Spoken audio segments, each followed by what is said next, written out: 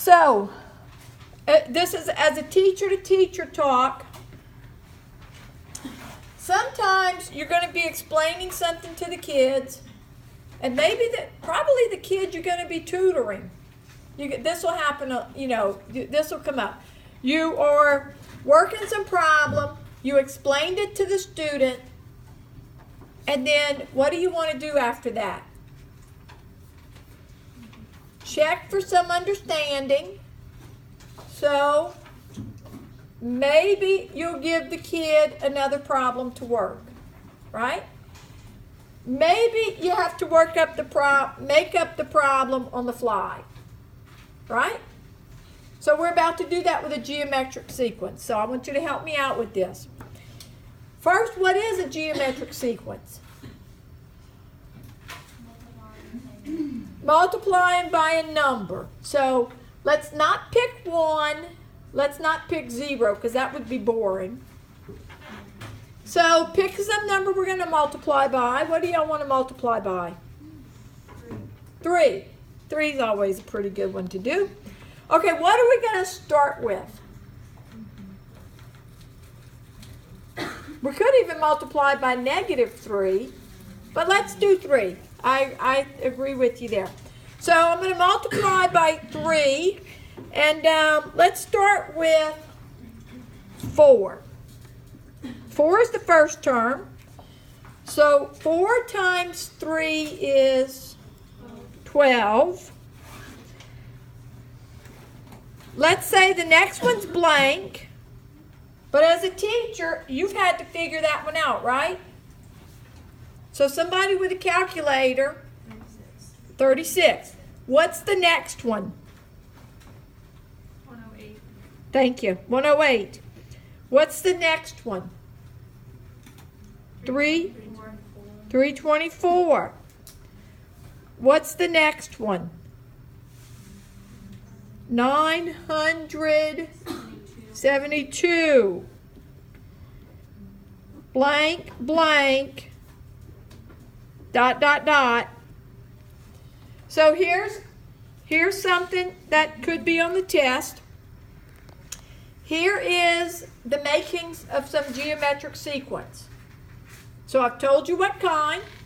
On the test, sometimes I'll tell you what kind. Sometimes you have to identify what kind. Depends on the question. Here's a geometric sequence. Fill in the blanks. Well, let's do this first. Part A. Find the common ratio. That's what I haven't told you quite how to do it. Well, you could look at that and see, well, I'm multiplying by 3, but here's the official way.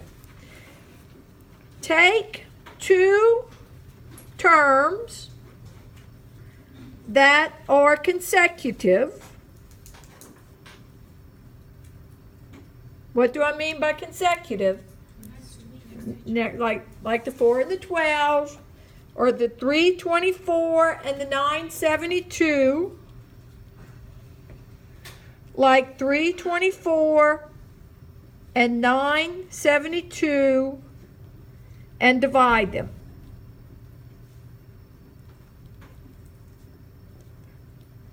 With the one furthest out by the one on the right over the one on the left.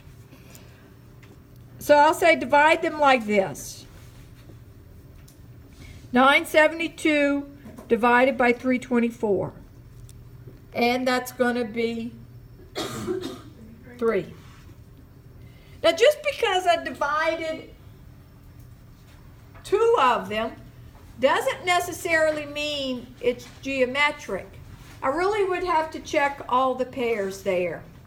So let's see, I could do 324 divided by 108, and I get 3. And I could do 12 divided by 4, and I get 3. And that's all the ones showing up.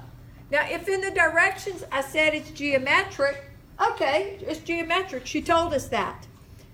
If I said, is this geometric? you would have to find the common ratio and check and see if it works all the time. In this case, it does. Once you found the 3, I could say, okay, 12 times 3 is 36. Oh, what's 972 times 3? I don't know. A big number, right? And then that number times 3. Who has it? You had it. Okay.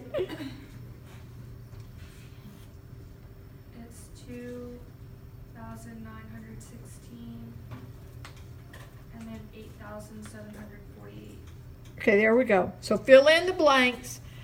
Now, let me write an expression for the a sub n term. So I'm going to find the closed form.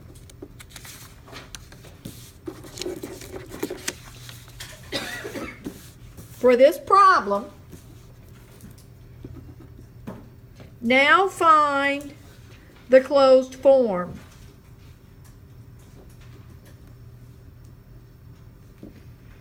Well, maybe I want to do my little chart. Term number and the term. Term number 1, that was 4. Term number 2 is 12. But you have to look at how you got it. 4 times 3. Term number 3 was 36. Oh, that was 12 times 3. But 12 was 4 times 3. So 4 times 3 times 3. Term number 4 was 108. Well, that was 36 times 3. And 36 was 4 times 3 times 3. One more 3 times 3. And then the 5th term was 324. And that's 108 times 3. 4 times 3 times 3 times 4 3s. Now, if you're having trouble with this, notice this. The second term was 4 times 3 to the first power. The third term was 4 times 3 to the second power. The fourth term was 4 times 3 to the third power. The fourth one was 4 times 3 to the fourth power. Make a connection between the exponent and the term number. What is the connection? 4 times 3 to n minus. It's 1 less. So, in fact, I'm going to write it a sub n for the nth term is 4 times 3, the exponent's n minus 1. So that is the closed form.